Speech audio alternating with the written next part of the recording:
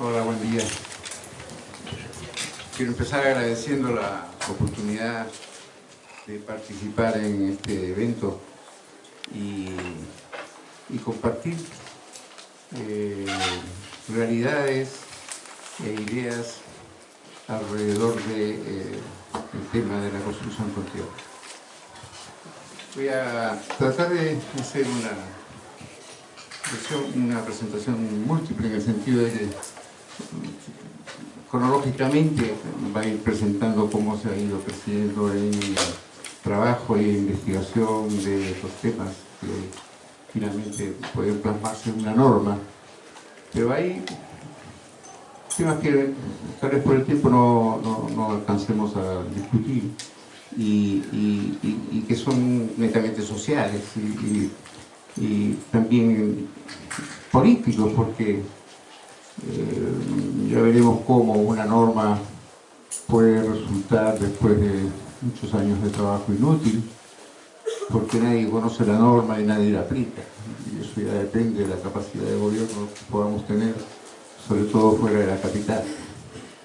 Y entonces, si no hay un municipio que exija una aprobación de un proyecto, si no hay un proyecto, si no hay una licencia que se otorgue para construir, se podrá simplemente alterar incluso el respeto a los sitios patrimoniales, y se cambiarán los materiales de tierra por materiales modernos y no se podrá controlar y mejorar la construcción con tierra. Entonces, todo eso no lo vamos a poder ver, pero conversemos y cambiemos ideas para aprender todos. Gracias. Voy a empezar presentando un videíto de un terremoto que cambió la historia de construcción con tierra en el Perú. Un terremoto que ocurrió el año 70, 1970, en la Sierra Norte, bueno, tuvo su epicentro en el mar, pero en el norte, hacia el norte del país, y las zonas más dañadas terminaron siendo las zonas no de la costa, sino de la sierra, o sea, no junto al mar, sino un poco más en las zonas de altura, las sierras del Perú. Este es el terremoto de Huaraz, que es una ciudad serrana y de altura, y donde perdieron la vida 70.000 personas. Muchas gracias. Y entonces, obviamente, gobiernos, profesionales, académicos, todos comprendimos que algo había que hacer, porque de estas 70.000 personas, la mitad murieron dentro de sus casas o saliendo a las calles angostas, conformadas por casas de tierra. Y bueno, ya todos ustedes seguramente conocen o saben o han vivido un terremoto, pero si ustedes ven el drama en segundos que pudo captar un periodista, que en vez de correr se dedicó a crear el video. El drama está terrible, ¿verdad? Y entonces ahí todavía se puede ver que hay casas de tierra que han quedado en pie. La siguiente, por favor. Este terremoto se produjo por un deshielo de la parte de los nevados de Huascarán y bajaron hacia la costa. Aquí está la ciudad de Yungay, que desapareció, a otra ciudad de Ranraíca, que desapareció también. Y luego todos estos pueblitos que están mencionados aquí fueron los que sufrieron enormemente también ya directamente el terremoto. La destrucción de las calles de estos decenas de pueblitos serranos. Y esta es la plaza de armas de Yungay, de esta ciudad que está por aquí. Y eso es lo que quedó. la cantidad, el tamaño de las piedras que fueron trasladadas, el estado de las pistas, o sea, para un inicio, en realidad, del trabajo de mitigación, que siempre es una labor de largo plazo, que comprendía el sector público y privado. Había que crear una seguridad para las construcciones de tierra y de piedra. Muchas de nuestras construcciones, nosotros pensamos que los españoles cuando llegaron encontraron construcciones de tierra, no, encontraron construcciones de piedra, asentadas con morteros de barro, y también construcciones de tierra. Casi diría yo que la arquitectura precolombina es una buena mezcla de piedra y tierra. Cuando uno va a visitar Machu Picchu, no sé si ustedes han escuchado o mirado algo de eso, hablan de la citadela, la ciudadela Petra, y todos se llevan la impresión de que se han visitado una fortaleza o un lugar de descanso de piedra. Y el 80% del material es tierra. La piedra es la parte externa que cuida la durabilidad por las lluvias, etc. Teotihuacán en México es hecho de tierra, está forrado en piedra. Sí. ¿Cuáles podrían ser los objetivos que alcanzarían con considerar y lograr una norma? Y establecer requisitos, ¿sí? Establecer requisitos y criterios técnicos para edificaciones. Nuestras normas primeras han sido simplemente para construcciones en tierra. Y ahora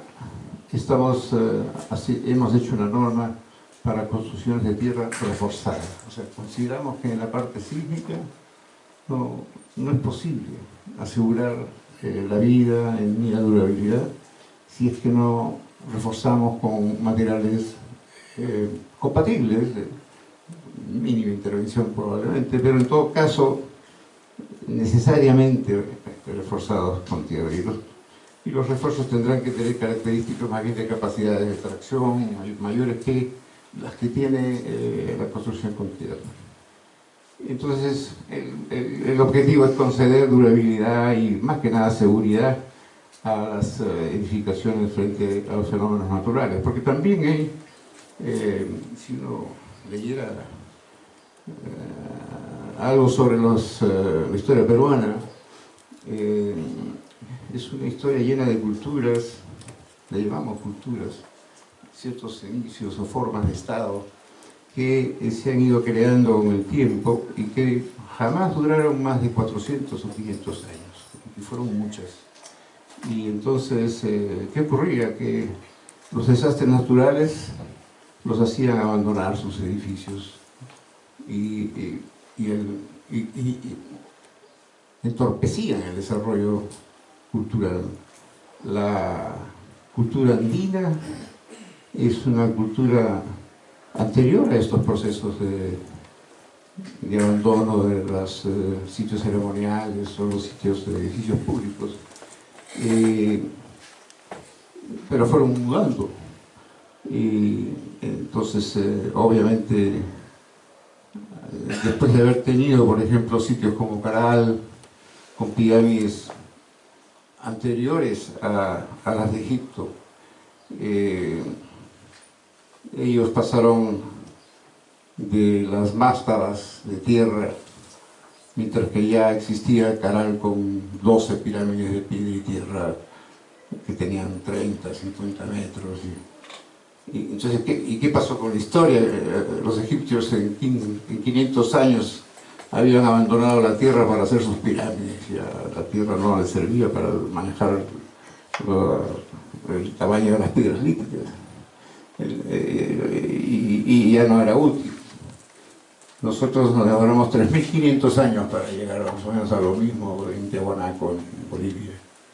Y eso significa que había un freno de desarrollo, y ese freno son los desastres naturales. El fenómeno del Niño es más grave que los terremotos. Y no porque llueva y porque haya inundaciones, es porque hay sequías.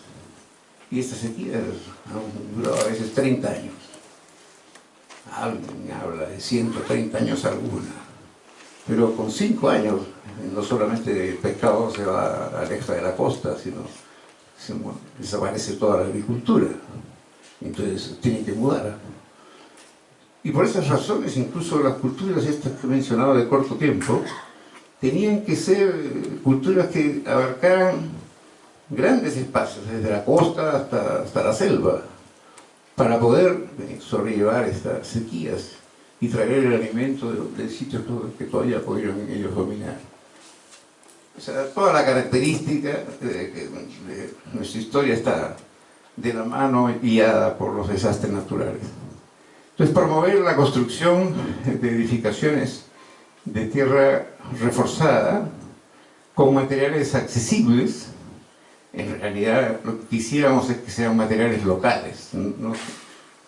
En el asunto de los refuerzos es difícil lograr materiales locales, pero por eso digo accesibles. Tienen que ser materiales que ellos puedan conseguir sin necesidad de viajar, transportar, de bajo costo, de virtudes medioambientales. Esto ha sido una discusión tremenda en Lima. Por ejemplo, tratar de eliminar el uso del cemento. La discusión continúa y hay personas que no llegan a concebir que se deje de usar un material que pudiera eventualmente ser útil. Pero creo que hemos logrado demostrar que más bien no solamente es un material,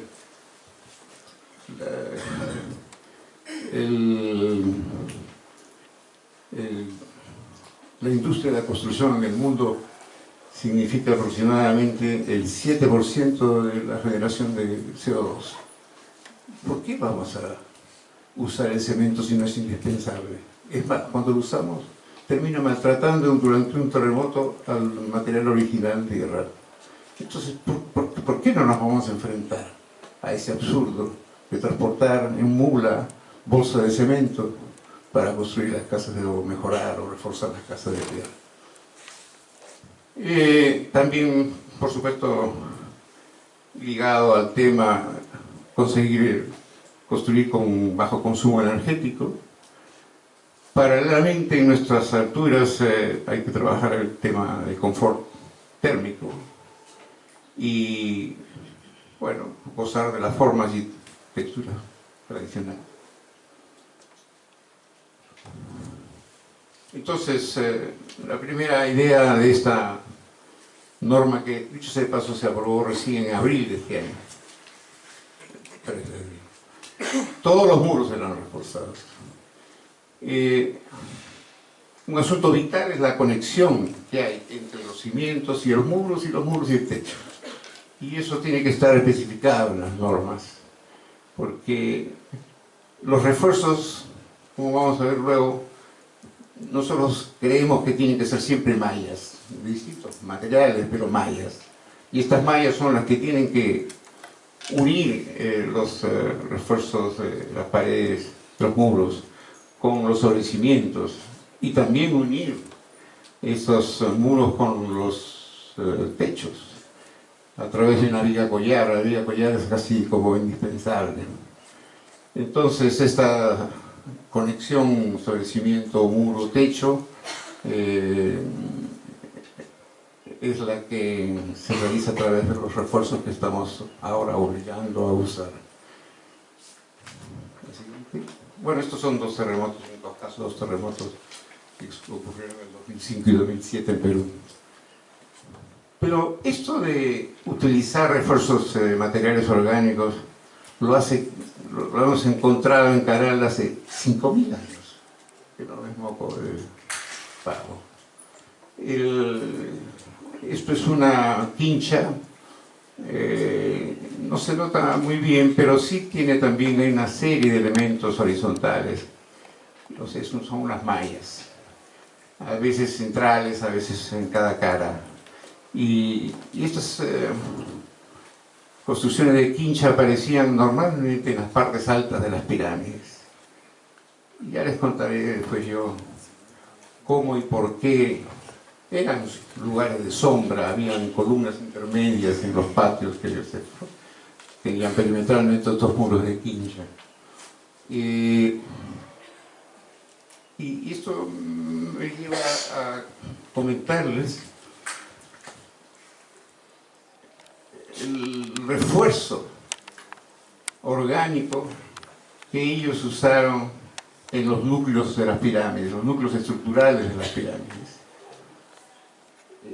Se llama chicra una bolsa hecha con soguillas que son rellenas de piedras. Entonces, la primera impresión, bueno, ¿qué cosas han hecho acá? Los arqueólogos no quisieron pensar ni hasta hoy en que eso podía tener un propósito estructural. No, son bolsas que han usado para llevar la piedra de la cantera hasta el sitio donde se construía la pirámide. Pero resulta que el trabajo de hacer una bolsa de estas significa traer las fibras de las alturas, 4.000 metros, 3.500 metros, formar las orillas, los tejidos no son únicos, hay como 3 o 4, digamos, modelos, pero todos tienden a que cuando se cierra la bolsa con las piedras adentro, tienen formas relativamente esféricas. ¿Por qué? ¿Y por qué esféricas? ¿No será para que empiece a tener sentido que puedan rodar unas con otras? ¿No será que para crear más fricción en el movimiento que les produce un terremoto? ¿No será para disipar energía? De repente no sabían exactamente qué es lo que estaban haciendo, pero tenían una intuición. Eran gente tan inteligente como nosotros, que tenía los mismos materiales que nosotros.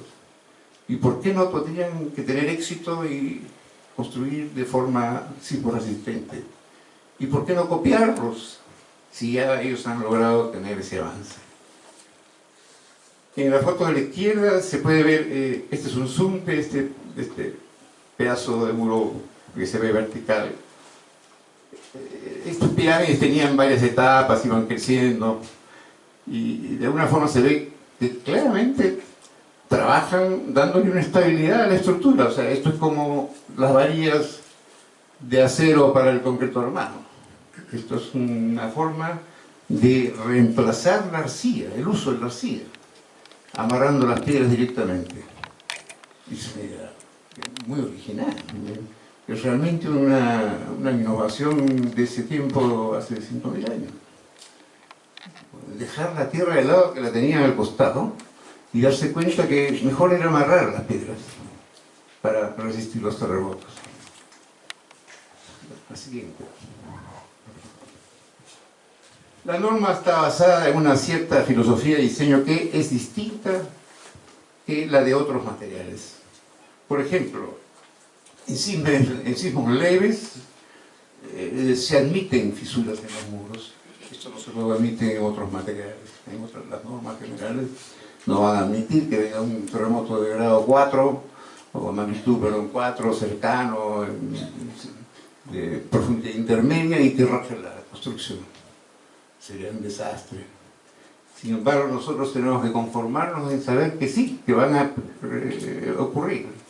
Y lo único que nos queda es tratar de que esas fisuras no se conviertan en fisuras más gruesas y que no se conviertan en, por lo tanto, pequeños colapsos, que son los que empiezan a producir el riesgo de vida o la irreparación, hacer imposible la reparación. En sismos moderados se admiten las fisuras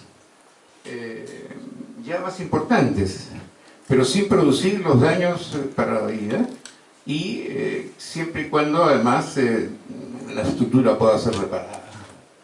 Y finalmente, en los sismos severos se admitirán daños estructurales considerables con deformaciones permanentes.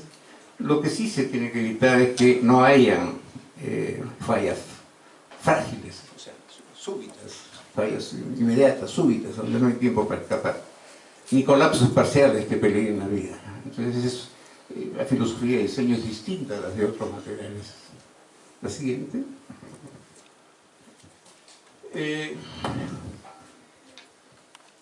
Estoy incorporando ciertos textos, casi tal como han aparecido en la norma, para ayudar a ver qué otras consideraciones básicas se han tenido, y lo voy a hacer lo más rápido posible. Las edificaciones no deben utilizarse en zonas de alto riesgo de desastres en general.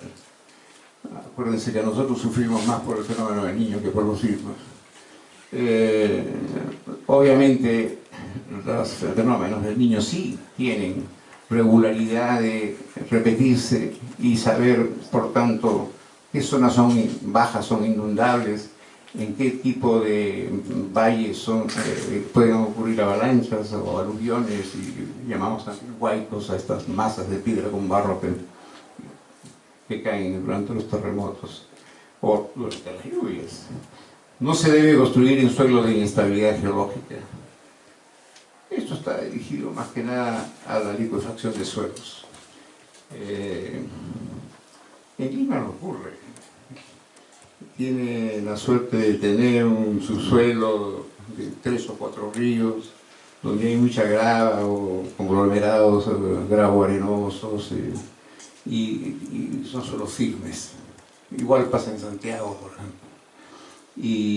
Pero en el resto del país sí tenemos una variedad muy grande de suelos donde, como son por la cordillera, suelos rocosos, hay depósitos eólicos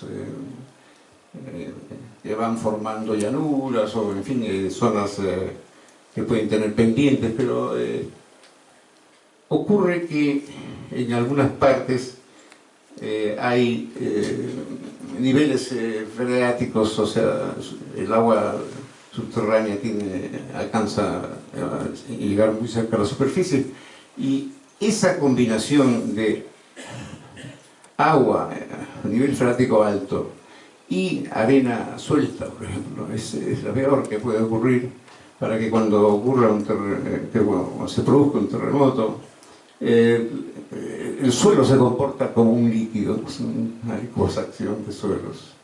Y, por supuesto, las construcciones de material que sea que tengan arriba se deshacen, colapsan. Y entonces a eso se refiere la inestabilidad geológica. Las edificaciones de tierra reforzada tienen un límite de un piso en las zonas más sísmicas, de las zonas que están pegadas al Océano Pacífico. Y 2 pisos pueden tener en las zonas que están más alejadas del océano, porque nuestra sismicidad mayor, la fuente mayor de sismos, está en el mar, y por una subducción de dos capas, de 2 platos tectónicos.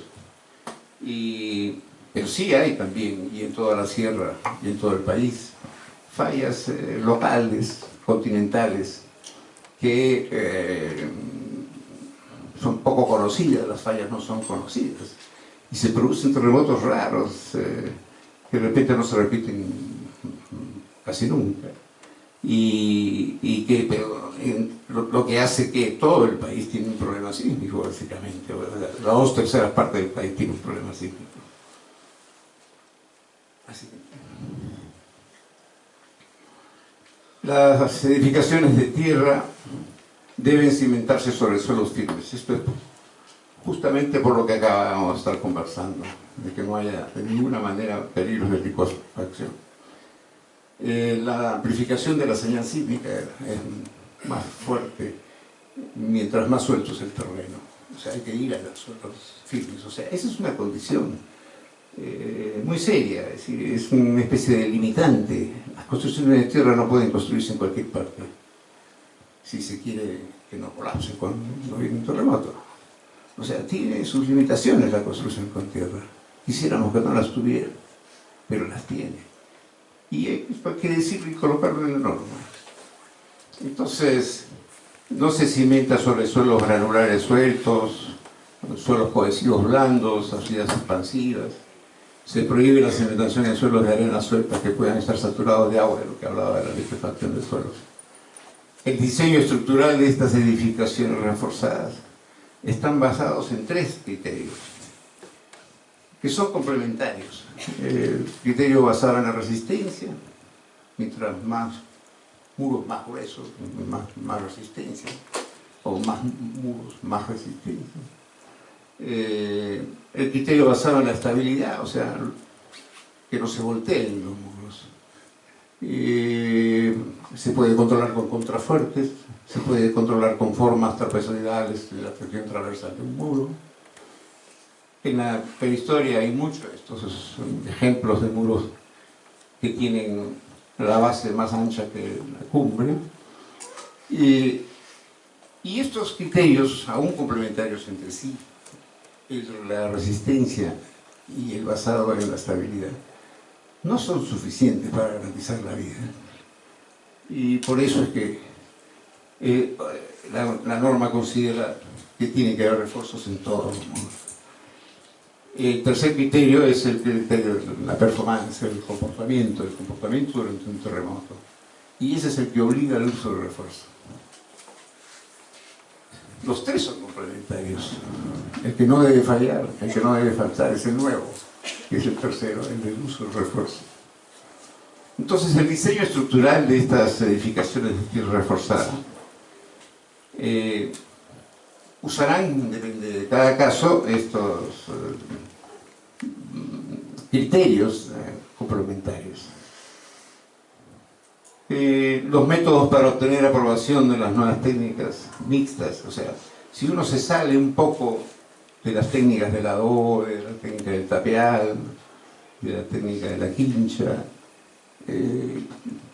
porque quiere crear algo nuevo, sí tendrá que hacer un esfuerzo para que con ensayos de laboratorio, etcétera, se produzca un legado que garantice que puede aprobar la filosofía de diseño que hemos conversado.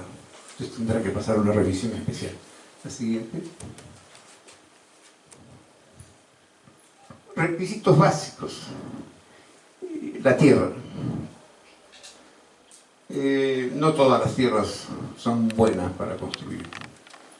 Y entonces hay que verificar de una manera más o menos rápida que la tierra contenga una adecuada presencia de arcilla mediante las pruebas que aparecen en los anexos húmedos de la norma, que se los voy a explicar. Eso es lo que conversábamos con Jorge. Y la bibliografía europea que nos llega nos aconseja que para construir con tierra hay que cumplir con ciertos porcentajes de los componentes más importantes.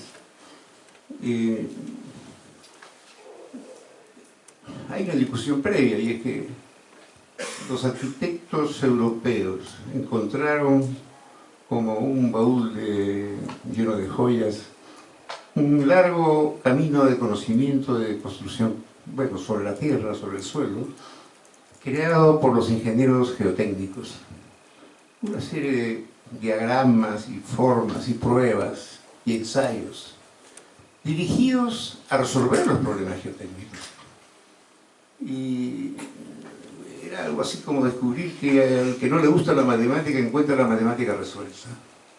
Y han tratado de aconsejar, y su ideología está basada en estos conocimientos geotécnicos. Pero la geotecnia lo que busca es que el suelo sea suficiente para resistir los pesos de un edificio o de una pista o una vereda,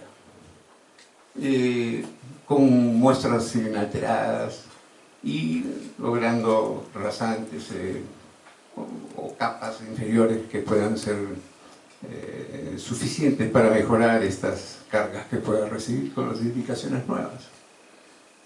En cambio, cuando nosotros trabajamos en construcción con tierra, no trabajamos con muestras inalteradas, amasamos la tierra. Nuestro objetivo es otro. Nuestro objetivo no es que resistan cargas. No es un suelo, es una casa. Es una casa que se derrumba cuando hay un terremoto, tiene muros y son esbeltos peor. Es otro negocio. Esa cultura, esa matemática que hallaron como cofre del tesoro no nos sirve. Nos sirve muy poco o nada. Más bien perturba, porque confunde. Y lo que tenemos que saber es simplemente que en el suelo hay 4 materiales que son útiles para construir. La arcilla es fundamental, es el único componente activo.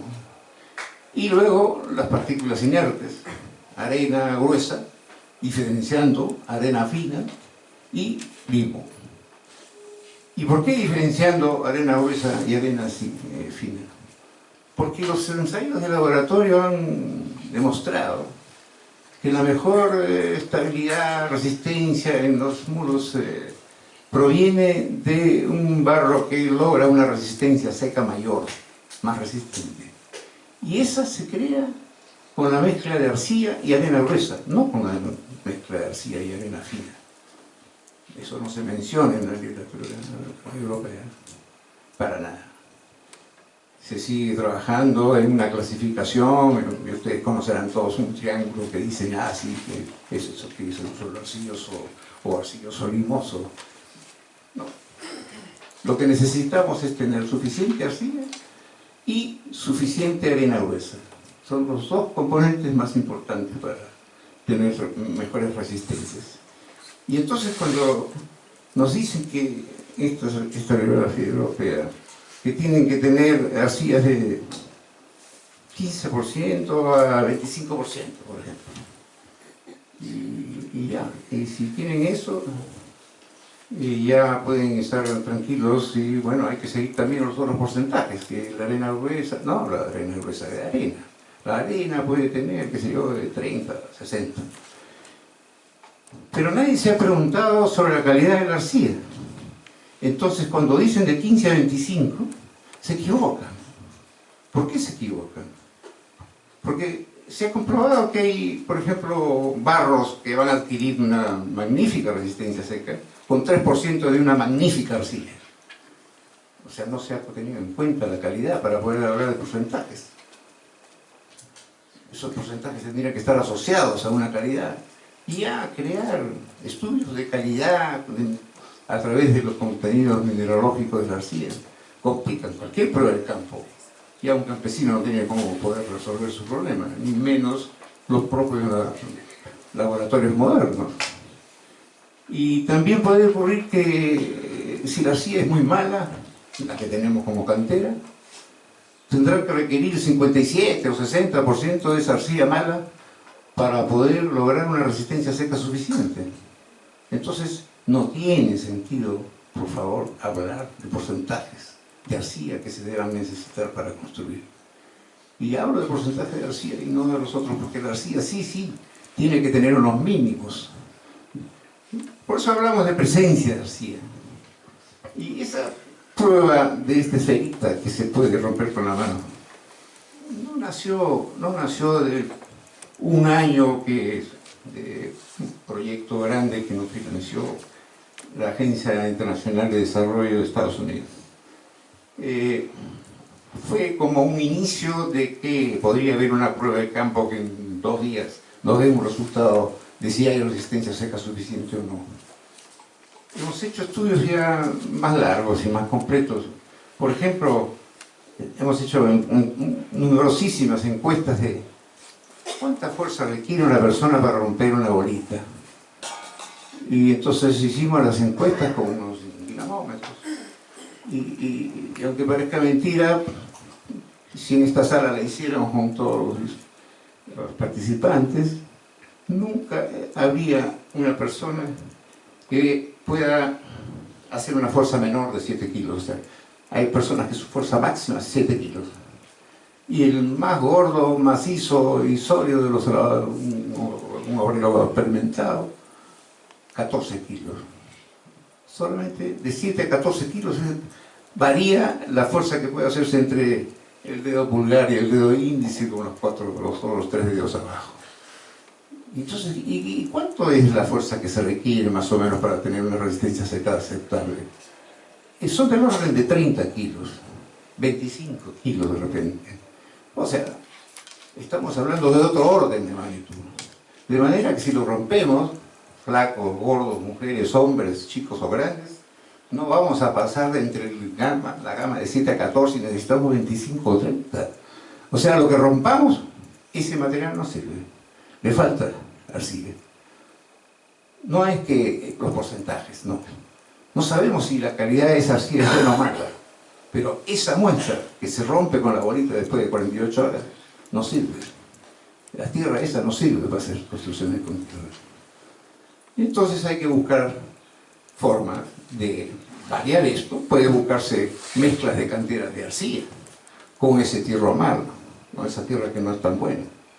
O buscar otra cantera que sí pase la prueba esta de campo. Hay también en el anexo una prueba que es copiada de la literatura francesa, la prueba de la cinta de barro. Pero es una prueba, vamos a ver, es una preprueba, porque en 15 minutos, en 30 minutos, uno hace una especie de cigarro no importa el diámetro, más o menos de unos 15 centímetros, y va viendo, si lo pone en una mesa y comienza a caer, cuánto le quedó al caer, y según la longitud, de alguna manera uno ha tenido una información de plasticidad, de cohesión, de presencia de arcilla. Y entonces, si uno está buscando una cantera para construir su casa o un grupo, un programa de vivienda, y tiene 3 alternativas o 4, con esa prueba de cigarro en una media hora en cada uno de los terrenos, ya usted sabrá si tiene posibilidades o no ese material. Tiene una primera idea de cuál es mejor de los 3 o 4 que hemos realizado. Y nos concentramos en el otro, y ahí hacemos la prueba de esta otra. Y nos demorará así 2 días de secado, y 2 días de secado la rompemos y sabremos si es bueno o mala. Infaliblemente. O sea, esta prueba está totalmente, ¿cómo se llamaría?, respaldada por los ensayos de laboratorio.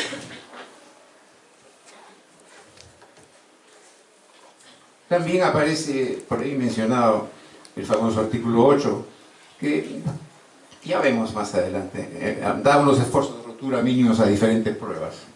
Y son ensayos de laboratorio cuando se exija como un proyecto más grande de viviendas, y entonces, para que sirva esta información así.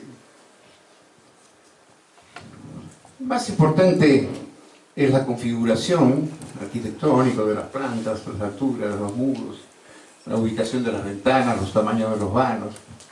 Y eso no ha variado mayormente a las versiones anteriores de la norma. Hemos considerado que el mínimo espesor del muro debe andar por 40 centímetros. Incluso ahí estoy mencionando la del 0,38 que conversábamos, sirve para buscar la solución de refuerzos con caña interna en los muros, pero del orden de 40 centímetros. Los muros deben tener arriostres horizontales, como por ejemplo los entrepisos y los techos, pero también arriostres verticales, como los contrafuertes o los muros transversales. Y esta figurita, la figura 1, la vamos a ver ahorita más claramente en el siguiente slide. La densidad de muros es una nueva indicación que aparece en la norma. Los que han leído o trabajado algo, las evaluaciones de las estructuras existentes en mamposterías, los japoneses tienen una fe grande sobre la relación del daño y la densidad de muros, y tienen mucha razón. Mientras más cantidad de muros por área que tenga una construcción, más posibilidades tiene de quedarse en pie después de un terremoto. En función de eso se ha puesto también esta variable como una de las consideraciones para calcular la fuerza máxima de diseño para las obras de tierra reforzada. Y yo diría, me atrevería a decir, que esa variable de densidad hay que tomarla con pinzas, en el sentido de que nos falta experiencia para saber exactamente cómo usarla y si esos porcentajes que hemos puesto son buenos o no son buenos. Confesar que no tenemos experiencia, sino estamos importando ideas de Japón y otros sitios que puedan haber utilizado ese concepto. Y poco a poco tendremos más fe en las cifras que pongamos como densidades mínimas en las tablas. Tener una planta simétrica respecto a los ejes principales. si no hay diafragmas fijos, no debería ser una condición exigible. Pero si, por ejemplo, tratamos de una obra de 2 pisos, el diafragma el entrepiso tiene que ser ya rígido. Y si ya es rígido, puede ocurrir que efectivamente el movimiento de una pared tenga repercusión en el movimiento de otra pared durante el temblor. Y entonces, si hay una relación, es mejor que las construcciones sean simétricas. Pero si no hay esa condición de techo rígido, no tiene mucho sentido forzar la solución a que sea un esquema simétrico. Pero como nunca, bueno, hay el riesgo de transmitir todo esto en una norma, y esto es lo más seguro, y entonces vamos a decir, bueno, sí, hay que tener una planta simétrica respecto a los ejes principales. ¿Es una condición? No, sí, pero está no condicional. Bueno, como decía, por mientras haya las dificultades que conocemos, por lo menos en nuestro país, de transmitir todos los detalles que hay atrás de cada una de estas frases. Y lo que les he explicado ahorita, es difícil transmitírselo a todos los autoconstructores. Entonces, como una razón casi de seguridad que se está tratando de que las plantas sean más o menos simétricas. El espesor, la densidad de muros, la altura libre, etcétera, la distancia entre arriostres, el ancho de vanos, son variables que hemos considerado siempre en las normas anteriores y deben ser aplicados en forma continua y homogénea. ¿Qué quiere decir? Que, claro, y si en un pedacito de la casa ponemos una ventana en el extremo de conexión de 2 muros, por ejemplo, estamos debilitando la casa, no la sala, no el sitio donde está el pecado. Entonces, a eso se refiere que sea continua y homogénea. Vamos a ver si encontramos la figura 1, creo que es la siguiente. Esta es la figura 1. Esto nos ayuda a entender lo que vamos a estar conversando. En el punto 1 habla de que los espesores de los contrafuertes no sean menores que los espesores de los muros mismos. Y claro, simplemente es lógico, ¿no? Si el espesor del contrafuerte es muy pequeño, el propio contrafuerte entra en riesgo. Y si falla el contrafuerte es como si no lo tuviéramos. O sea, lo menos que puede ocurrir es que también se quede en pie. La segunda nos da una indicación de que los anchos de las ventanas y puertas no sean mayores que el tercio de la luz libre de la distancia de los arrestos verticales de la pared donde estamos colocando el vano. Y esto simplemente es como para poder poner una medida a aquello de que los vanos deben ser pequeños. Las paredes sin ventanas son las que menos se fisuran. Las paredes con ventanas son las más frágiles, son en las esquinas de las fisuras de las ventanas, perdón, inician las rajaduras diagonales. Son un punto de discontinuidad, un tema de discontinuidad. Son más los que muestran las zonas débiles. Pero claro, tenemos que tener puertas y ventanas, entonces hay que darle un cierto límite y esa es la razón de buscar este límite. En el tercer punto se habla de las distancias que debe haber entre las ventanas y las esquinas. Es muy malo cuando las ventanas están cerca de las esquinas, porque ayudan a debilitar la zona que ya es de por sí débil, porque en las esquinas una pared que se encuentra, por ejemplo, la que está más cerca mío, quiere voltearse para acá, la otra quiere voltearse para allá. Y al no ponerse de acuerdo, lo primero que ocurre es una rajadura vertical, son las primeras rajaduras que aparecen en un terremoto. Y entonces, si ahí nos colocamos la ventana, estamos agravando más el punto crítico para que sea más crítico, o sea, más rápido se rompa. Y por eso es que se desea que haya una distancia B entre los vanos y los arriostres verticales. Pero también tienen un par de límites, o sea, si el arriostre no tiene por lo menos 3 veces el espesor, no sirve de nada. Si es muy pequeñito, no sirve de nada. Pero tampoco puede ser muy grande, y por eso es que está diciéndose en esa tercera ecuación que sea menor que 5 veces el espesor del muro, porque si pasa de esos valores, ya la preocupación es el contrafuerte mismo, que necesita estabilidad lateral. Y entonces estamos eternamente llegando a poner contrafuertes de contrafuertes de contrafuertes. Y finalmente, la cuarta es una novedad. Pero es una novedad porque nos demoramos en darnos cuenta. Los muros de una construcción sufren fuerzas en su plano por los terremotos. Fuerzas en sus planos y fuerzas perpendiculares a sus planos. Y hay que estudiarlos en esas dos condiciones.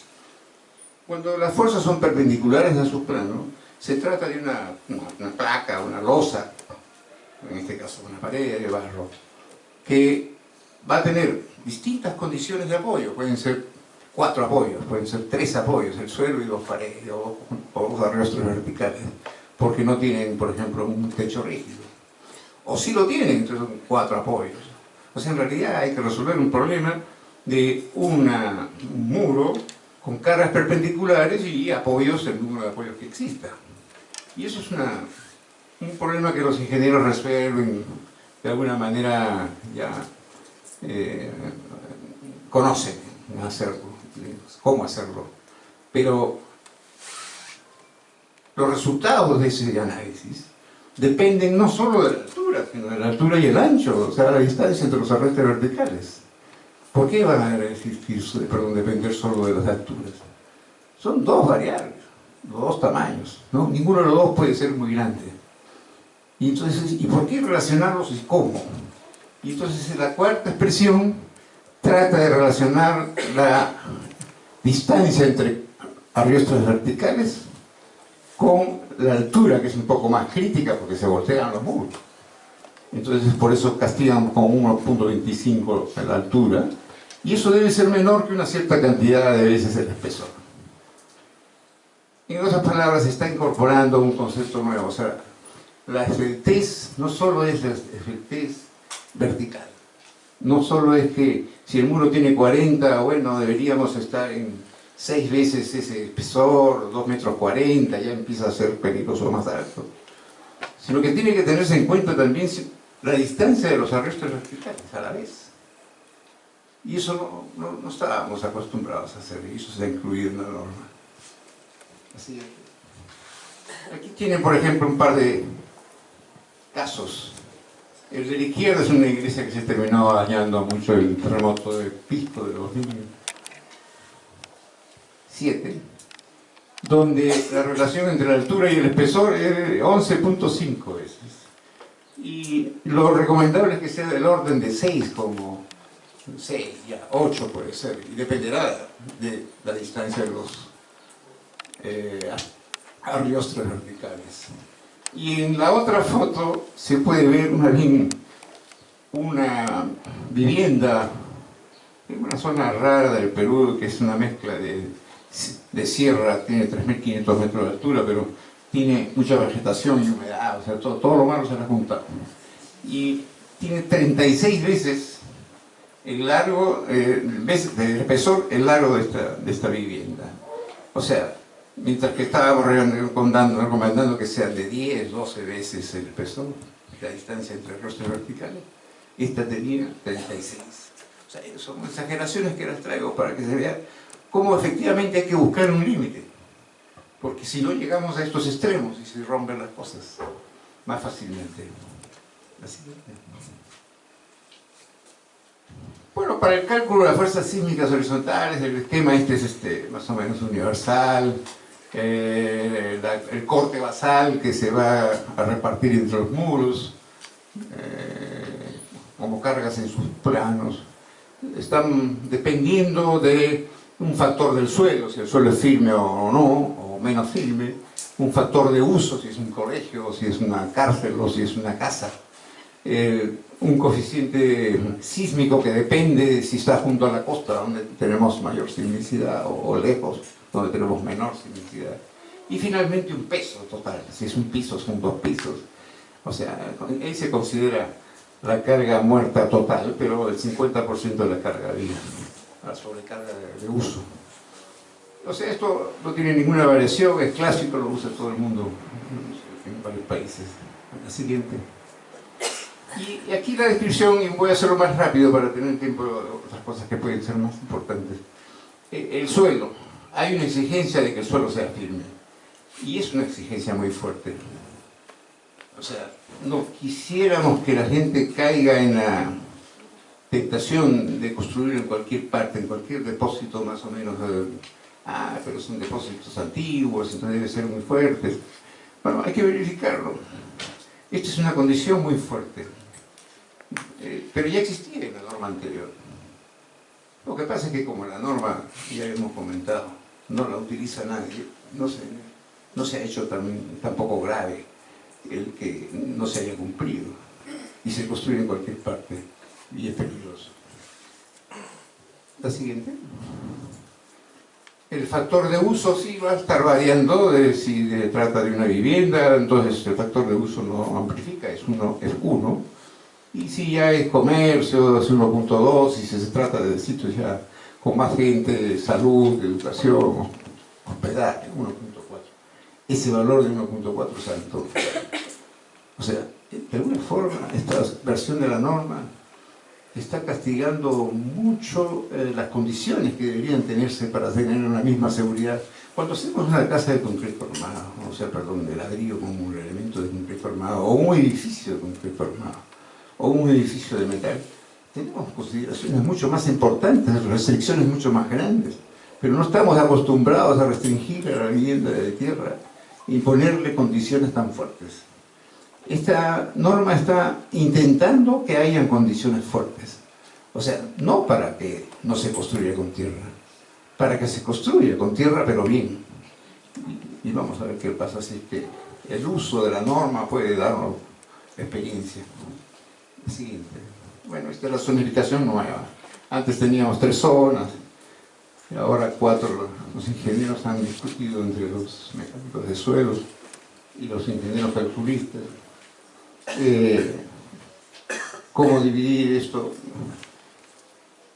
Está basado en realidad en estudios de probabilidad de riesgo sísmico y un cálculo probabilístico. Se divide el país más o menos en fuentes sísmicas y cada fuente tiene un número de terremotos por año, por decir una forma de repetibilidad. Y va dando valores, entonces luego se calcula una red de sitios de interés y va a aparecer un riesgo, mezclando todas las fuentes y la influencia de las fuentes en el sitio de interés. Y eso hace que lo que está cerca del océano, lo rojo, sea peor, y lo de la zona siguiente menos malo. La verde es la sierra general, la mayor parte del Perú. Es a donde puedes ya construir los pisos. Y finalmente la zona 1, que verdaderamente casi no tiene terremotos. Así. Hay también que tener protección a los vientos y la lluvia y la humedad. Y aquí no hay nada nuevo. Los aleros de 1 metro, eso de 1 hora de tierra debe tener buen sombrero y buenos zapatos. Efectivamente hay que evitar pues, ese humedecimiento, tener cuidado con los recubrimientos son importantísimos para la lluvia, la humedad, el viento, etc. Mucho cuidado con los cimientos y sobre cimientos, que en realidad en la mayor parte de las construcciones de tierra en el Perú los cimientos no existen. Es simplemente construir sobre la tierra, y eso es una costumbre. Y es una costumbre que lleva humedad hacia el muro por capilaridad, cuando se moja con la lluvia el suelo, etc. Y entonces hay que insistir, sí, que existan cimientos y sobrecimientos con distintas características, cumpliendo determinadas condiciones. Finalmente se recomiendan veredas perimetrales que permitan respirar, que no sean de cemento, con pendientes hacia el exterior, ir eliminando el agua cercana a la vivienda. La siguiente. Un caso, 2 casos de inducidos incorrectos. El de cemento y arena, no solo por la cosa ambiental sustentable, que mencionamos al principio. Pero simplemente porque no deja de respirar el mundo.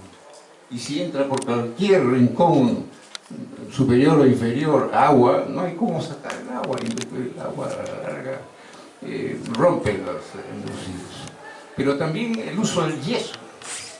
Hemos heredado el uso del yeso de alguna forma, supongo yo que de España.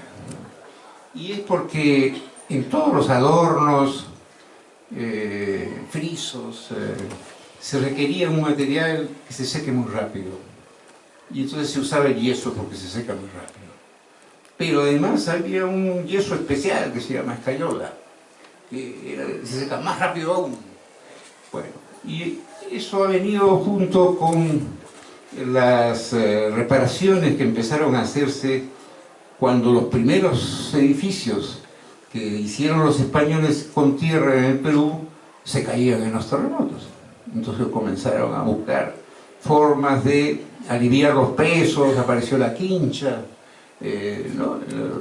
Las paredes ya más delgadas, livianas, ligeras, flexibles, y por ahí se como que unió la costumbre de usar cañas y yeso, y luego enlucidos con yeso, no solamente ya los frisos o los adornos de las casas.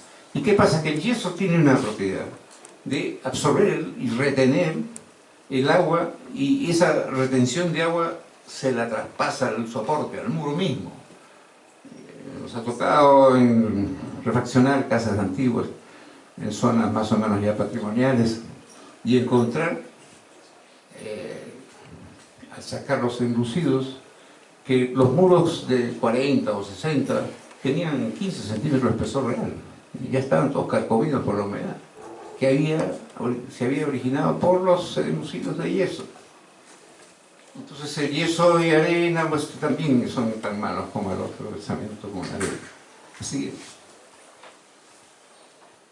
los tipos de refuerzo. ¿Y qué materiales podemos usar?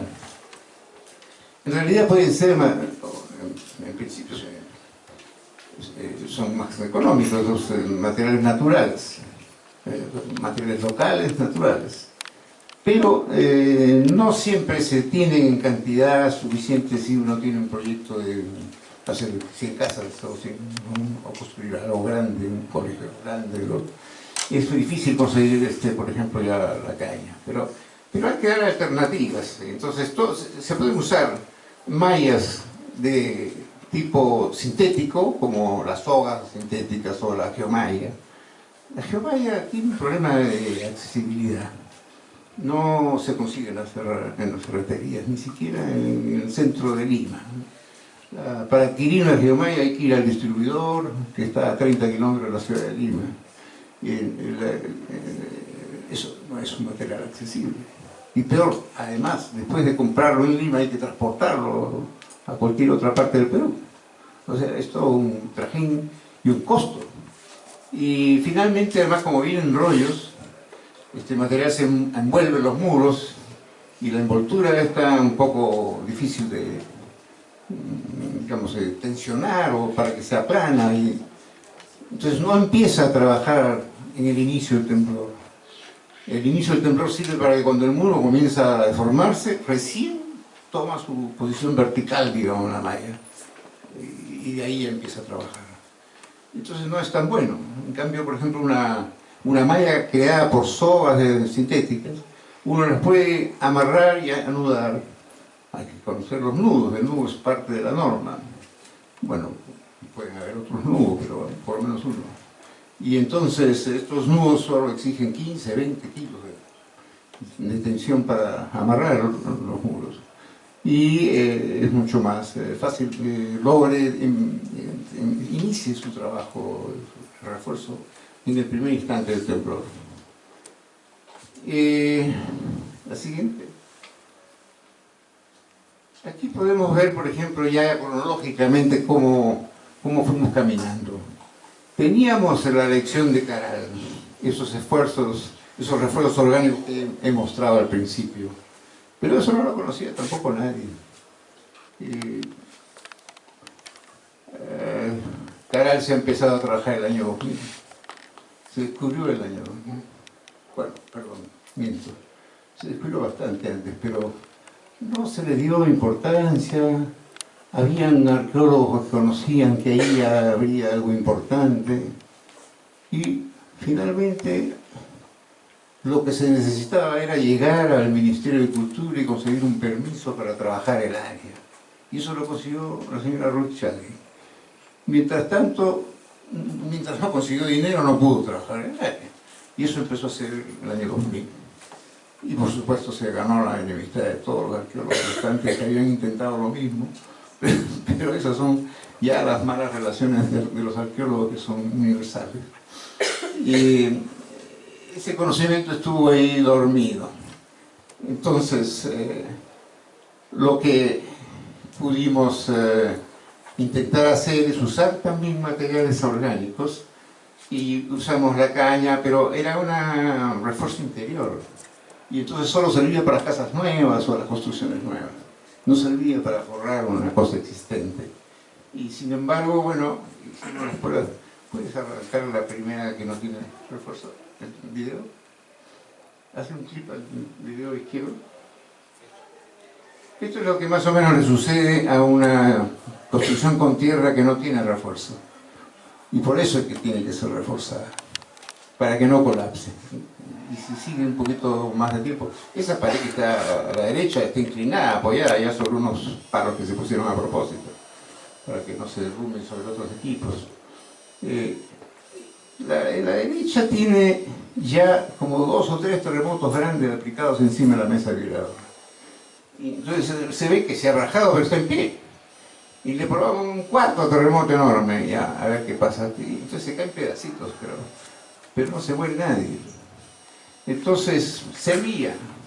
Después del año 2007, esto es del año 1973, viejo.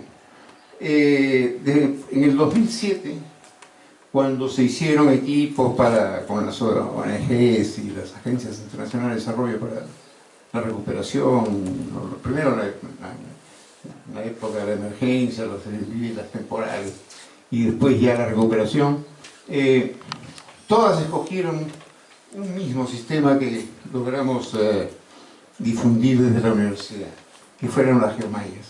Acabábamos de terminar desde 2005 a 2008, a 2007, perdón, habíamos estudiado las geomayas y funcionaban más o menos bien, funcionan bien. Y entonces logramos hacer un curso, 6 cursos en un mes, para formar 100 monitores o jefes de grupo para la reconstrucción. Y eran personas que trabajaban en las ONGs o en las agencias de desarrollo, incluso gente de la misma universidad, ingenieros, arquitectos, y que fueron con la condición de haber aprendido y volver a enseñar en el sitio a por lo menos 10 personas, o sea, para tener un efecto multiplicador. Los 100 tendrían que haber terminado en un mes o 2 en haber formado 1000 personas. Y de alguna manera se cumplió seguramente regularmente esa tarea, y se hicieron 4000 casas con las geomayas. No es mucho, pero también sí, sí es la primera vez que logramos hacer algo así. Solo CARE Internacional hizo 1000 casas. Y en todas ellas pudimos haber transmitido cómo colocar las mallas y los detalles, y entonces hubo una especie de ayuda para que lo que hicieron de refuerzo fuera permanente. Vamos a ver en la izquierda otra vez una construcción de 4 paredes sin refuerzo. ¿Por qué? Porque esa misma después la vamos a ver reforzada con otro material. Y esto es lo que le ocurre a las cosas que no tienen refuerzo. Ahí van a ver que pierde la pared derecha de un solo porrazo. Pásate a la siguiente. Y esta tiene una mallita que se usa, es una de color naranja, que se usa para hacer como cercos para las plantas, para que la gente no maltrate en los parques. O sea, una cosa muy barata. Y fíjense usted cómo trabaja, o sea, se raja todo, pero no se cae ninguna pared. Entonces, no hay duda que hay que hacer algo así con un material, con una malla mejor. Esta ha dejado, ha permitido, digamos, que se raje mucho. Entonces es irreparable, seguramente. Entonces vamos a buscar, pues ahora qué pasa con una malla industrial para construcciones de tierra, para lo que se usa para los reservorios, etc. Así que, por favor. Y entonces aparece la geomalla, que es esta que se empleó después del terremoto de 2007. Y aquí hay una casa que tiene la mitad de adelante sin enlucido y la parte posterior de las cuatro con un enlucido de barro. Y claro, eso le dio una rigidez muy grande a la parte de atrás y no a la parte de adelante. Entonces ustedes podrán ver que hay una torsión enorme cuando vibra por un terremoto, ¿no? Se raja, acá desgraciadamente no se ven las fisuras, se rajan. De las esquinas, de las ventanas, por ejemplo, aparecen diagonales en unas 4 esquinas. La siguiente. Finalmente fuimos intentando otros refuerzos. Han habido como 4 generaciones de intentos. Y estas son las... aquí en realidad se estaban aplicando 2 técnicas. La primera es la reparación. Hicimos un terremoto para que se rajase y luego lo reparamos y quedan esas huellas oscuras como fisuras, que son las reparaciones de la inyección de tierra tamizada, con mucha humedad. Queríamos conocer los bordes, hasta dónde podríamos lograr penetrabilidad, lo difícil es lograr inyectar este grout de tierra líquida casi en el interior. Si la pared pues tiene 1,20 m, como en las paredes antiguas, en la parte patrimonial, es casi imposible entrar y lograr sellar, desaparecer una fisura de un muro de 1,20 m. Pero en los muros pequeños sí se logra, y se logra con incrementos de resistencia. Y si repetimos este terremotito, vamos a ver que efectivamente muchas fisuras, como por ejemplo en la izquierda, la de abajo de la ventana, se abre justo donde se ha reparado. Pero hay otras que son reparadas, como la de la derecha, y ya no se vuelve a reparar por ahí. Quiere decir que eso se compuso al más del 100%, o sea, funcionó la reparación. Bueno, y esto además tiene un refuerzo de mallas verticales, pues, o sea, son lazos verticales y lazos horizontales. Hay que perforar los muros para hacer los lazos en cada pared, son todas las paredes. Y entonces, este es el resultado. Es bastante mejor que la geomalla. Son sogas. O igual, o mejor. Pero accesible. Accesible, o sea, se puede conseguir en material. Hemos hecho al revés esta vez. Fuimos a trabajar en Cusco 3 meses, 3 años, pero en Puno 2 años, buscando de trabajar en reparaciones. Y fuimos a las ferreterías más pequeñas que hubiesen, los negocios de materiales de construcción más pequeños que existían en estos sitios. Y vimos que la gente, por ejemplo, transportaba o movilizaba sus toros o vacas con unas sogas blancas. Y preguntamos en esas ferreterías qué materiales tienen como para aplicar en la construcción. Y no con nada. Hay hilo de pescar, de nylon, no hay idiomas. Y hasta que encontramos que vendían esa soga que jalaban los toros. Y era una soga de varios diámetros, sintética, que resiste como la tercera parte del acero. No sé, son chinas.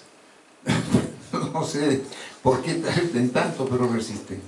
Y entonces probamos estas en el laboratorio, tenían cargas importantísimas y decidimos probar y realmente esto comparado con la deformación y de destrozo, daño, que por ejemplo ocurrió con la que han visto que era de caña la primera, esto es hasta reparable.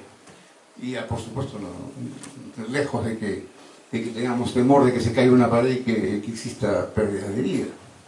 Entonces, la cosa va mejorando poco a poco. El sistema estructural debe iniciarse desde la cimentación. ¿Qué condiciones tiene que tener una construcción para que tenga una buena cimentación? La primera función es transmitir las cargas verticales, los pesos, hasta el suelo, pero a un suelo un poco más firme que el de la superficie. Pasar esta capa de material, qué sé yo, orgánico, y unos 60 centímetros para abajo, ya. Y lograr entonces transmitir esas cargas. Y la otra es evitar que la humedad del suelo, que está propia de las lluvias o cualquier otra pequeña inundación, suba por capilaridad. Esa es otra condición, o sea, tiene que salvar al muro de esa humedad. Y cumpliendo esas condiciones, bueno, y por lo menos 60 centímetros hacia abajo, y que hacerla un poco más ancha que el muro. Si el muro mínimo era 40, bueno, esta tendrá 60. ¿Y eso por qué? Porque también hay un desplazamiento relativo durante el temblor de los muros con respecto a su cimentación. Nos ha pasado que cuando hicimos en ciertos ensayos en el laboratorio, en la mesa dinámica, la mesa vibradora, los establecimientos los hacíamos, los cimientos los hacíamos del mismo espesor que los muros. Entonces los muros como patinaban un poco en respecto al sobrecimiento y se caían. Entonces quiere decir que sí, que hay que impedir que eso ocurra. Entonces, si se hacen un poquito más anchos, esto la cosa mejora. Aquí se incluye un caso nuevo, diría yo, que a la gente le deja un poco dudas y rascándose la cabeza de, bueno, ¿funcionará o no funcionará? Y son los cimientos, o sea, se hace una zanja y se rellena con una especie de muro hecho hacia abajo, de pirca, no sé si le llaman ustedes así a los muritos de piedra, pero sin mortero, absolutamente sin mortero, y simplemente compactándolo con esos mazos manuales con los que se semicantean las piedras para hacer una cosa más o menos plana y por capas. Y eso lo encontramos hecho en un pueblo de Chavín de Huántar. Chavín de Huántar es un sitio histórico de 3.500 años de antigüedad. Y entonces el pueblo, que de alguna manera está construido sobre las ruinas que todavía quedan de las etapas posteriores de la principal época de Chavín de Huántar, tenía y tiene y usa ese tipo de cimentación. O sea, es un poco lo hemos aprendido del pasado, por tener esa curiosidad de ver cómo esa tradición oral había llegado a esto. Y efectivamente, eso es como, así como nos gusta y debemos hacer interdisciplinaridad en los equipos de trabajo, ingenieros, arquitectos, por ejemplo, también considerar que esos antiguos constructores, ya les digo, fueron inteligentes, usaron los mismos materiales para las mismas soluciones y los mismos terremotos, que hay que aprender también de ellos. Ya hemos aprendido esa otra solución. La siguiente va a darles unas fotos de cómo lo hacen. Estos son los obreros de Chavín de Huántar haciendo una cimentación. Y esas son las capas que les digo. Miren el mazo a la derecha, es un tubo de fierro con un pedazo de metal. O sea, es un masito manual. Y con eso pican y van colocando y ponen las pachillas, le llamamos nosotros a esas piedras chiquitas que van emparejando los huequitos que van quedando.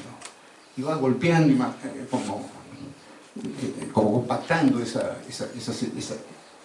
mampostería sin mortero. Siguiente. Sobre eso viene ahora lo de los sobrecimientos. Y estos sobrecimientos son un poquito más complicados. No pudimos poner lo que queríamos poner en la norma. ¿Qué tareas tiene el sobrecimiento? También transmitir las cargas al cimiento, como las cargas que vienen desde los muros, los techos, y debe proteger también lo mismo, erosión, ascensión capilar, lo mismo. lo mismo que el cimiento. Pero, bueno, ese dicho se de paso me olvidé de comentar, pero el cimiento anterior es un cimiento denso. O sea, si no tiene morteros, imagínense que llega la humedad, no se me va a percolar y ir para abajo, no ir para arriba. O sea, cubre el problema de la capilaridad, la humedad por capilaridad. Finalmente, se pueden, ahí, desgraciadamente hemos tenido que poner concretos y turcos, y también las piedras de mortero, con mortero de cal y de arenero. Pero en rojo, les estoy contando lo que nos hubiera gustado poner. Los resultados de las decisiones de una norma son resultados de la opinión de 10 personas, que nunca va a poder ser la misma. Y por tanto, es muy difícil que una norma sea lógica. Siempre tiene cosas de discusión, temas de discusión como hubo en las comisiones. Yo tuve un amigo que trabajaba en Uniform Code de California para el concreto armado y le discutía sobre los resultados, los aspectos de diseño, etc. Y él no tenía cómo rebatir, defender lo que se había puesto en la norma americana. Y entonces yo decía, bueno, y si tú también estás consciente de que esto no está bien, ¿por qué está así? Y entonces yo me decía, bueno, cuando se reúne una docena de personas es imposible que se hagan las cosas lógicas.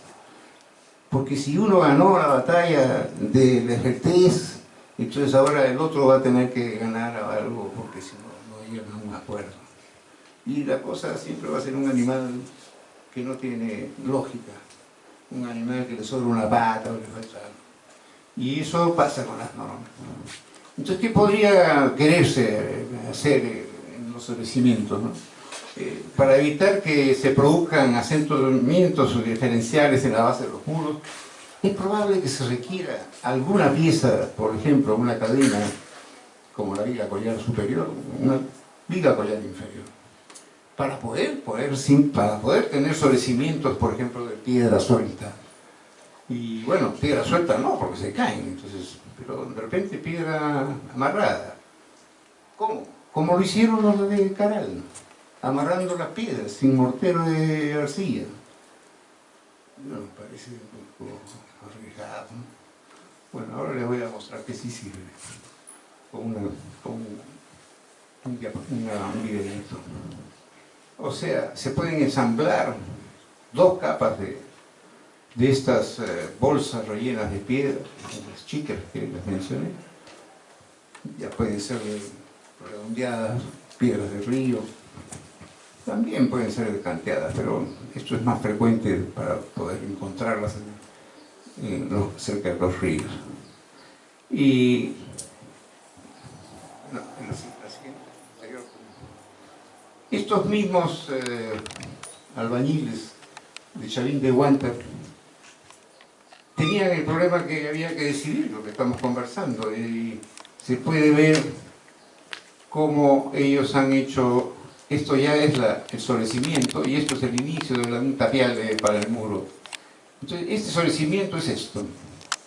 Es ese cimiento que venía sin mortero, a partir del nivel de la superficie ya le ponen morteros de tierra, porque si no se le caen las piedras. Y entonces es así como ellos han resuelto eso. Pero claro, ellos no conocen el caso de Caral. Entonces podríamos intentar o incluir esto en la norma también como una alternativa al concreto armado, o lo de Caral, que nadie lo sabía en el momento de que se discutía en la comisión. Lo de Caral, lo de colocar sobre cimientos imitando los chiques de Caral, es una cosa que terminamos de hacer el 19 de junio pasado. La siguiente. Bueno, este es el esquema general donde se reúnen de alguna manera el esquema circular de la parte integral, ¿sí? Bueno, las construcciones de tierra en realidad son construcciones en área sísmica, son construcciones de muros. No son construcciones de columnas, ni de arcos, ni de cosas raras. son muros. Lo que no es un muro se viene abajo. Y entonces habría que mirar entonces cómo hacerlo. Y el diseño de los muros debe realizarse con los criterios que hemos hablado de resistencia, estabilidad y desempeño, o sea, reforzamiento. Los tímpanos deben ser considerados más bien parte de los techos que de los muros. Los primeros en caerse son los tímpanos. Y si los hacemos de los mismos materiales que los techos, o sea, de madera o de quincha, hay una falta, por ejemplo, de uso de lo que se llamaría paja-barro. O sea, 6 volúmenes de paja y 1 de tierra. Y lograr una humedad suficiente para mezclar todo esto. Termina siendo volúmenes de 500 kilos por metro cúbico en vez de 1800 o 2000 kilos por metro cúbico. Entonces, al no pesar, van a exigir menos a los muros y no se van a caer. O sea, lo primero que se cae en una construcción con tímpanos de tierra son los tímpanos. Y entonces hay que evitarlo por estadísticas. Entonces es posible utilizar también muros curvos, como les contaba cuando los cronistas, leyendo los cronistas españoles, ellos encontraron unas construcciones, eran construcciones de piedra circulares, de base circular, y con morteros de barro, y entonces también habían muros de barro con defensas de mamposterías de piedra, pero había mucha construcción con bases curvas, circulares. Y hasta hoy, y nosotros recorriendo Puno, las zonas del lago Titicaca, en la zona peruana, hemos encontrado muchos sitios nativos con viviendas y construcciones de base circular. Y hemos incluido en la norma que se puedan hacer construcciones circulares, ¿por qué no? Y se han dado también, en la siguiente, algunas especificaciones para poder lograr, ¿no? Las que tienen radios menores no necesitan contrafuertes, las que tienen radios mayores sí, y van un poco asociados a los que se usan para las paredes rectas, ¿no? En cuanto a las distancias, etc. La siguiente. Los diseños basados en la resistencia, en aquello de que tiene que haber más anchos y más muros, creo que es más o menos conocido, es universalmente conocido. Lo nuevo en este caso podría ser que para las cargas que están actuando en su plano, el área que resiste no tiene que ser solamente el largo del muro por el ancho, sino que puede añadirse hasta un 20% cuando los muros son en doble T o en L, para que esa área también ayude a resistir. Eso lo hemos comprobado con las pruebas de laboratorio. La siguiente. En las cargas perpendiculares ya hemos hecho el comentario, eso va a depender mucho de la rigidez de los arriostes horizontales, para ver si son 3 o 4 los lados que están apoyados para resistir las cargas perpendiculares. La siguiente. La vía collar es fundamental. Entonces, el diseño basado en el desempeño es aquel que, bueno, en la estabilidad ya lo vimos en la configuración de la figura 1, esa que estuvimos conversando, para ver su problema de vector vertical y horizontal. Pero en el diseño de desempeño, o sea, aquello de refuerzo, los refuerzos deben ser mallas, o sea, no solo horizontal o vertical. Eso no nos ha funcionado con ningún tipo de refuerzo y eso tiene una lógica. Entonces serán mallas, ya que no logran nosotros, solo verticales, no logran controlar los colapsos. Los entrepisos deben estar conectados, y eso ya también lo hemos mencionado. Los dinteles deben ser flexibles para que no entuben como punzones y rompan en su plano las paredes coplanas. Normalmente lo que usamos son, por ejemplo, grupos de 10 cañitas en vez de una sección transversal. Y esas 10 cañitas están sueltas, van a estar amarradas por el refuerzo, ¿no? En realidad. Y entonces, cuando hay una fuerza horizontal colineal a estos dinteles, ya no hay esa masa en cada una de ellas, entonces ya no hay un punzón que rompe la pared. Y se elimina esa falla clásica. La siguiente. Entre pisos y techos, yo creo que hemos dicho más o menos ya todo lo que está acá. Bueno, que los techos deben ser livianos, todos lo sabemos, y efectivamente en las tierras nuestras se utilizan unas tortas de barro enormes, y que cuando fallan con el tiempo se reparan, pero no se reparan quitando la vieja, sino que a la vieja le añaden la nueva. Entonces va aumentando y aumentando con el tiempo el peso. Y además las tejas que usan a veces son tejas pesadas. Y entonces eso tiene un límite. Si estamos hablando de construcciones que se van a hacer, hay que buscar que los techos sean livianos, que sean por supuesto impermeables, tener coberturas impermeables, pero sí tienen que tratar de ser livianos, que es una condición fundamental como respuesta frente a los terremotos. Deben estar construidos mediante entramados, pueden ser vigas, pueden ser tijerales. Los tijerales no deben dar empujes horizontales, como por ejemplo el parinudillo. El parinudillo debería tener un tensor inferior. En la parte patrimonial es difícil reparar eso. Se encuentra el parinudillo en todas las iglesias, por ejemplo. Y claro, al reparar, es difícil poder lograr que se vaya a poner un tensor horizontal en cada uno de los parinudillos, los tijerales parinudillos. Pero de repente cada 3, si están a 1 metro, pues cada 3 metros, un tensor sí horizontal que compense las fuerzas horizontales, el empuje horizontal que produce el parinudillo.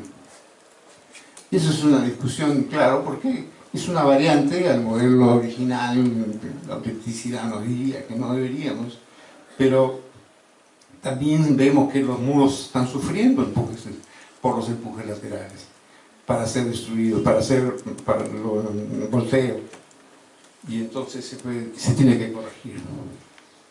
En los techos planos hay que tratar de que el diafragma sea rígido, para que sea mucho más, para que aporte realmente, estructuralmente, a los muros en sus cargas perpendiculares a su plano. Los techos pueden ser inclinados, tantas aguas como se quiera. En el diseño de techos se debe considerar las pendientes por el sitio, la parte climática, el aislamiento térmico. En el caso de los tijerales, el sistema estructural debe garantizar la estabilidad lateral que producen los empujes, esto que producen los tijerales. Siguiente. Bueno, esta es una recopilación de la lista de ensayos de laboratorio que se pueden realizar y para ver calidades.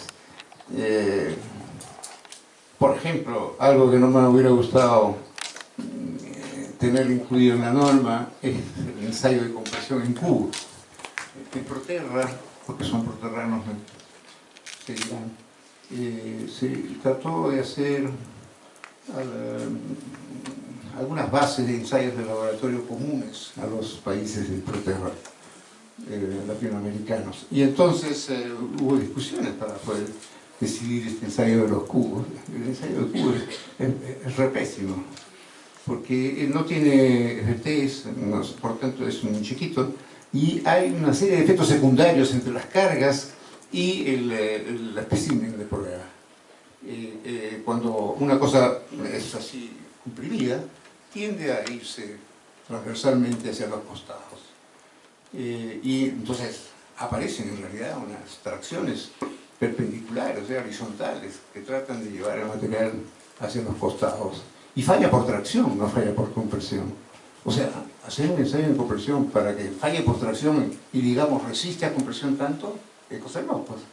Pero eso es lo universal. Y lo usan en todo el mundo. Pero es absurdo. Y es absurdo porque además, si uno hace 50 ensayos de un mismo material en cubitos, se va a encontrar que hay por lo menos 6 o 7 formas diferentes de falla. Eso quiere decir que la repartición, distribución de camino, de esfuerzos que hay en el cubo es tan variable que no es una prueba estándar, que es lo que estamos buscando, una prueba estándar. Entonces, o tiene que tener un más FT, digamos, 1:4, para que sea verdaderamente ya de falla uniforme, más pareja, algo así, o pasar a medir lo que nadie quiere, que es la capacidad de tracción de la Tierra. Y nadie quiere porque la capacidad de tracción de la Tierra es muy baja. Y entonces, si es muy baja, bueno, no, considerémosla que es cero, pero no es cero. Esa tracción baja increíblemente ayuda en el comportamiento sísmico de la construcción. Y entonces, si se hace una prueba en cilindros cargados como el ensayo brasilero por una diagonal, por un diámetro, digamos, perdón, se consiguen, sí, resultados exactos. Se abren dos, como split, la probeta cilíndrica, y siempre se abren dos. O sea, efectivamente estamos viviendo algo regular, algo que se espera y ocurre. Es estándar. Y entonces es una posibilidad mejor que la del cubo. Bueno, también hay pruebas de cohesión, son nuevas, entre morteros y adobes. Son dos adobes y una pasta de mortero intermedia. Y se prueban a compresión y se produce la tracción indirecta. Y esa tracción indirecta da una medida de la cohesión entre mortero y adobe. Entonces es una prueba que también tiene resultados interesantes porque son siempre separados en la interfase entre una de los dos lados del mortero con los adobes. Y da una idea de qué tan grave es el problema de la resistencia del mortero. Es importantísimo que en los muros, cuando se construyen, se tenga el mayor cuidado en que el mortero sea bien hecho. Es ahí donde se malogra.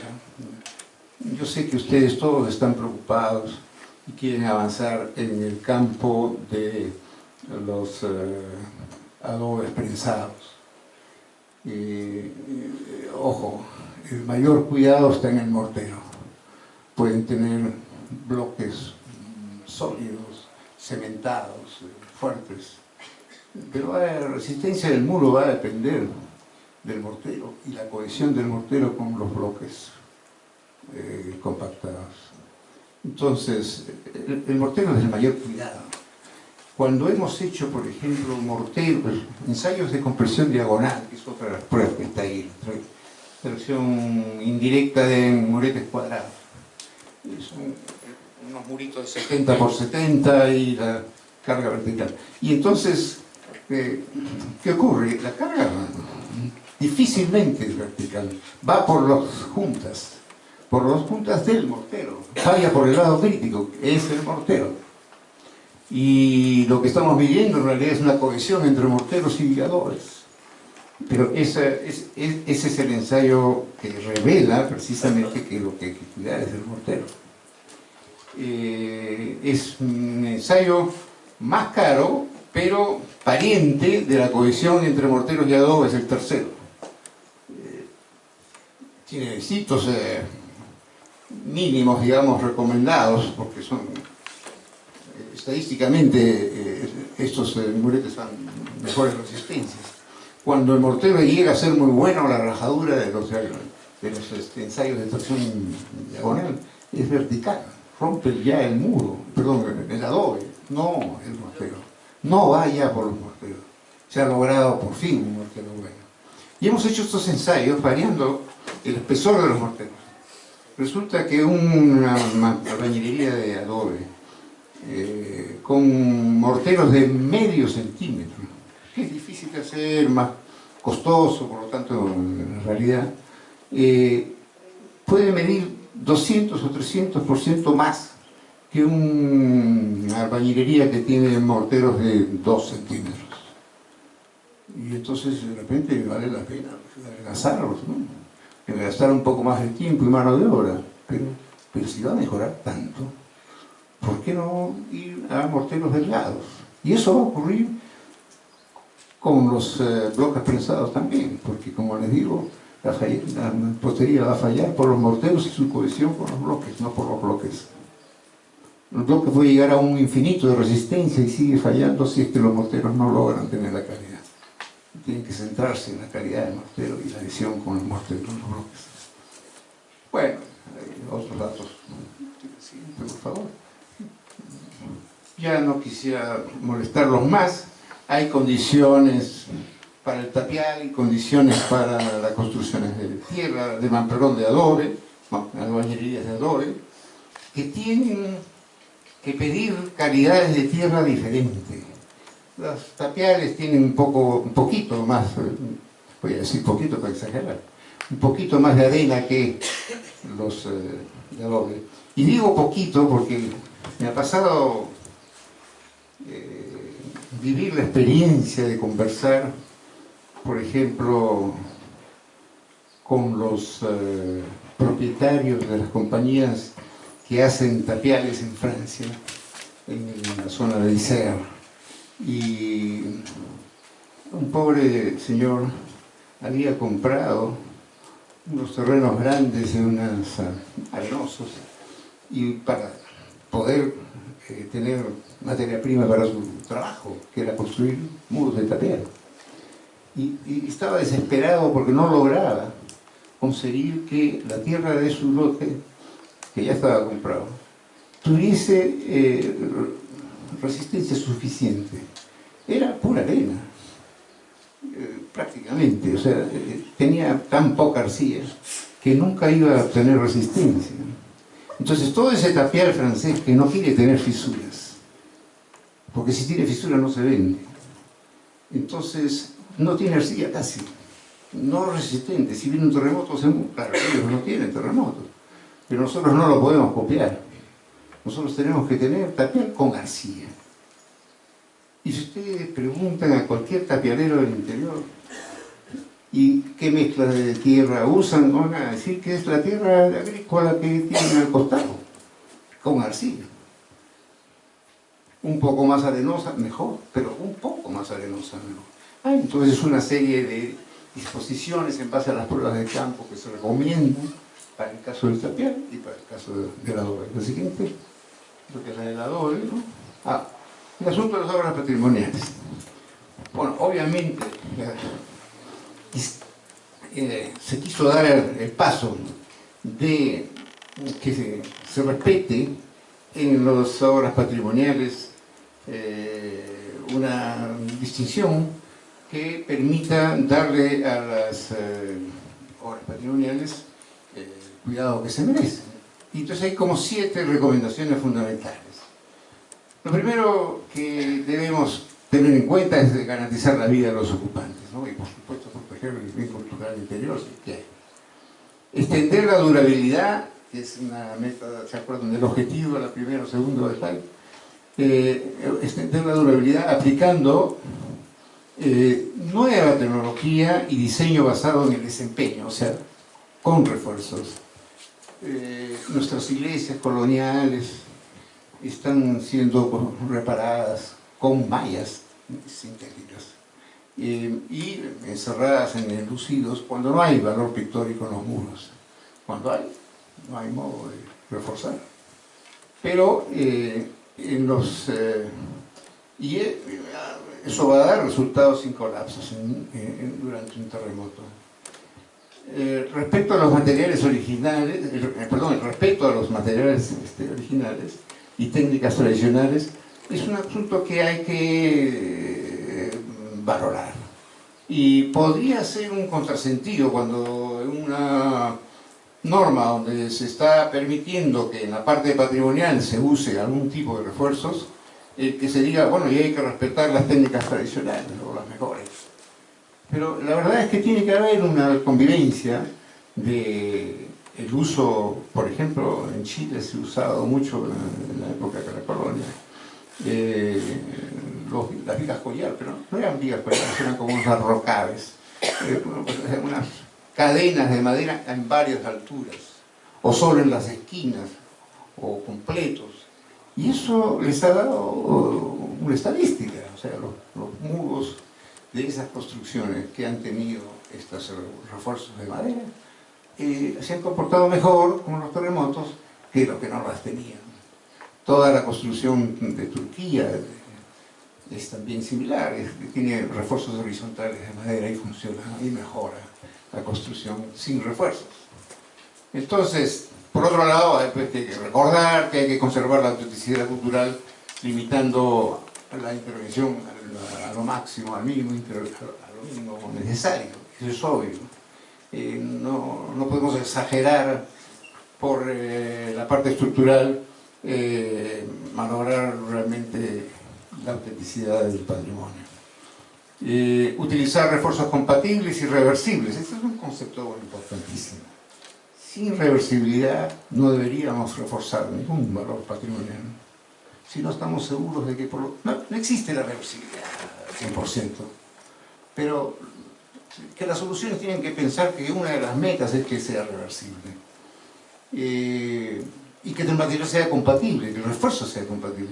¿Y qué cosa es un refuerzo compatible? Un refuerzo compatible es un refuerzo que durante el terremoto, en vez de perjudicar, ayuda al material original de la tierra. Y eso no lo consigue, por ejemplo, un tensor de metal, o ya sea barra o ya sea cable, porque es duro y en algún caso rígido. Y entonces va a perjudicar a la hora de temblor, porque trabaja en punto, va a perjudicar más al valor patrimonial, a la hora de conservar la autenticidad. Entonces, compatible y reversible son dos condiciones que no pueden faltar. También hay que, en esas soluciones reversibles, permitir futuros trabajos de intervención. O sea, la idea de la reversibilidad es también, bueno, esto funcionó, pero ese otro que hemos descubierto ayer es mejor. Entonces, bueno, hay que sacar pues el otro y poner este. O sea, eso es lo que se quiere hacer en realidad. Y finalmente, documentar. Documentar para permitir esas mejoras futuras. Bueno, solamente la mención de los anexos que existen en la norma, la siguiente. No quería dejar de mencionarlo, lo haré rapidísimo. Es muy inconveniente utilizar refuerzos de concreto armado en las obras de tierra. Esta es una discusión vieja, no se han puesto nunca de acuerdo. La norma es clarísimamente a favor de que no exista absolutamente ningún refuerzo de concreto armado. Porque tenemos pruebas, como la famosa catedral de Tarapacá, que hoy día es de concreto armado. Y la construyó de nuevo, mejor dicho. Y la construyó de nuevo porque ahí pueden ver ustedes una viga que está prácticamente formando una U. Una viga muy poco peraltada y muy ancha, que es un muro de 1,20 metros, uno de los muros principales de la catedral. Y esos escombros que están abajo de esta viga flexible, la viga fue tan flexible que trabajó casi como diseñada, como un martillo neumático. Se movía y iba golpeando verticalmente al muro, y el muro, en vez de caerse para la izquierda o para la derecha, ha ido por los golpes formando una pirámide simétrica. O sea, no hay duda que trabajó como un martillo hasta destrozar el muro principal. Y después de esto, ¿qué? Si el muro principal ya desapareció, decidieron hacer una iglesia nueva con otro diseño, concreto armado, ladrillo y elementos de concreto armado. Y tienen una catedral nueva, pero desapareció el valor cultural. Las otras dos fotos son de la iglesia de San Luis de Cañete, que en 2007 hizo exactamente lo mismo. ¿Ven? Acá se puede apreciar unas columnitas de concreto y unas vigas de concreto que se pusieron. Se vaciaron los muros de adobe, para adentro, para afuera, y estas se quedaron solas. O sea, no ayudaron, perjudicaron. Y pasó lo mismo aquí. Aquí había una viga horizontal y había unas columnitas de concreto, y se vaciaron los muros golpeados por lo rígido y duro del concreto armado. Entonces, estas son por las concluyentes de que es muy peligroso e inconveniente el uso del concreto armado. Así. Apareció en Lima un proyecto de investigación del año 1985 a 2002, en que se usaban unas mallas electrosoldadas embutidas en concreto armado, en cemento y arena, en unos morteros. Bueno, entonces hicieron 600 casas con esta solución porque en el laboratorio más o menos les parecía a ellos que habían aumentado la resistencia al doble. Y vino un terremoto de Arequipa de 2001, después ya habían terminado esta formulación. Y efectivamente acá en la izquierda hay dos casas sin tratar. Se trató esta y esta no. Y estas son unas formas en que como columnas o vigas, pero eran solamente enlucidos, tenían la malla electrosoldada, y la casa que no se reparó se rompió y esta no. Y entonces esto era un triunfo, porque ya pues logrado lo que teníamos que lograr. Eso no se rompió. Mentira. El ensayo que dio origen a estas decisiones se ve en la siguiente diapositiva. Y ustedes pueden ver este dintel que estaba colocado acá, que se ha caído súbitamente en la cabeza de los que querían salir de la casa. Y este otro falla, lo mismo, o sea, son fallas súbitas que, claro, van a requerir un terremoto fuerte para que se terminen de caer, pero uno no sabe si va a estar enfrente de un terremoto mediano o fuerte. O sea, uno no puede recomendar que te quedes tranquilo y hagas este refuerzo si se te puede caer verdaderamente en la cabeza. Entonces, tuvimos una discusión muy fuerte en la universidad, casi nos dividimos en dos hasta hoy, porque los que habían trabajado 5 años en esto siguen pensando que mejora la resistencia al doble y que por lo tanto es mejor que nada. Pero no estoy muy seguro que sea mejor que nada. Mejor que nada es dormir en una cama dentro de un cuarto que sepamos que no se va a caer, aunque el terremoto sea fuerte. Y por último, les cuento lo que ha ocurrido el 19 de junio. Estábamos trabajando en los sobrecimientos. Pensábamos que el porqué de la existencia de las chícaras en las pirámides del Caral era efectivamente disipación de la energía. Y si lográbamos diseñar bien ingenierilmente los sobrecimientos, íbamos a poder lograr disipación de energía sísmica, la que viene de abajo, de tal forma que aísle a la construcción de tierra que queda arriba de los sobrecimientos.